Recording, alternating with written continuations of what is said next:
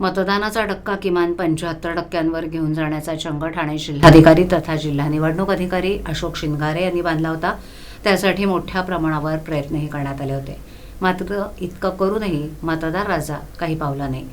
सकाळी धीम्या गतीनं झालेली सुरुवात 11 वाजल्यानंतर मतदान केंद्रांवर गर्दी वाढलेली दिसली, मात्र त्यानंतर ती पुन्हा ओसरली। त्यामुळे दिवसाअखेर जिल्ह्याचं मतदान सरासरी 50%पर्यंतच राहिलं। मागील अनेक निवडणुकांच्या मतदानाचा टक्का 50%च्या आसपास घुटमळत असल्याचं पाहायला मिळालंय। या विधानसभा निवडणुकीतही हे मतदान 75%पर्यंत घेऊन जाण्याचा चंग जिल्हाधिकारी शिंगारे यांनी बांधला होता। त्यासाठी विविध योजना, विविध युक्त्या योजल्या होत्या।